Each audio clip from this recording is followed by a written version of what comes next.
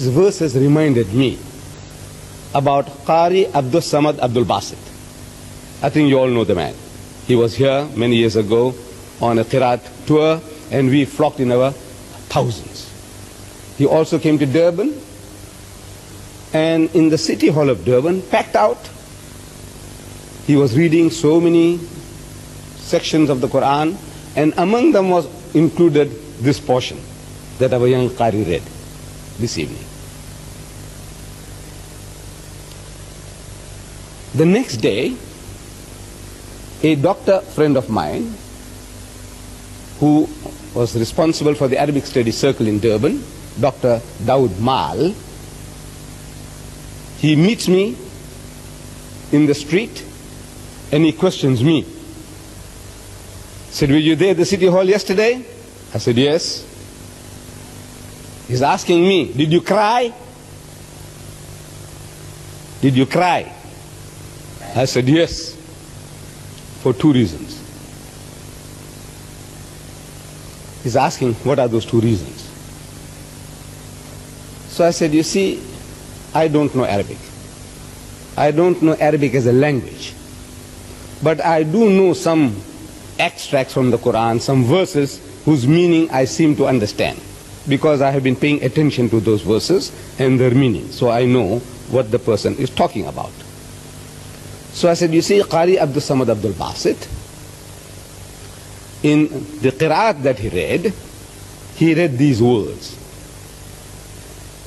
in his beautiful, beautiful incantation, you know, his unique manner. People describe it as a voice from heaven. His voice was a voice from heaven. His breath control, unequaled. A man who can keep on reading for 2 minutes continuously without breaking his breath.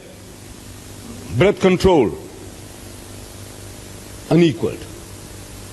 In his inimitable manner, he is reading these words.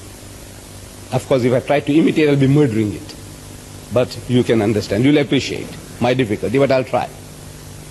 He's reading, لو أنزلنا هذا القرآن على, you know, his usual way.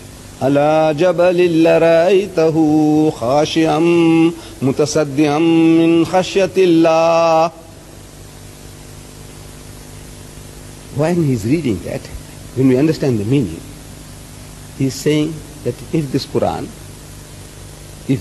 had been sent down, Allah is saying, upon the mountains would have shuddered and shaken and broken to pieces. In his beautiful manner, he is reading that, and I seem to understand what he's saying. And then he changes his tone. Speaking tone. He said, وَتِلْكَ الْأَمْثَالُ نَدْرِبُهَا لِلنَّاسِ لَعَلَّهُمْ يَتَفَكَّرُونَ. As if he's speaking. He spoke it. Our Qari also, he changed. I was paying attention. He also changed his tone. But maybe we didn't catch the joke. Because if he started on a talking tone, you'll think something has gone wrong with him. So he still had a little more sonorous manner of delivering the warning. That we are telling you this, Allah said, that you may imbibe some lessons from this, that you may think. Again he starts, لو أنزلنا, in his usual 2 minutes, لو أنزلنا هذا القرآن على جبل لرأيته خاشعا متصدعا من خشية الله. 1 breath, 2 minutes. Then he says, وتلك الأمثال نضربها للناس لعلهم يتفكرون. So we are telling you this, that you may think. Now his beautiful sonorous voice, the manner in which he recites makes you to cry involuntarily. Without you understanding the meaning, you and I have been crying without understanding the meaning. The music of his eloquence, the manner in which he reads it, that itself, it moves people to tears, even without understanding. If you understand, it's all the more reason why tears should flow down our cheeks. And then he says, look, we are telling you this. Allah is telling, we are telling you this, that you may think. I says, you know, I know that 99% of my brethren there, nobody understood what was going on. There are two reasons for crying. Number one reason was the sound, the music, the rhythm, the style of his recitation makes you to cry.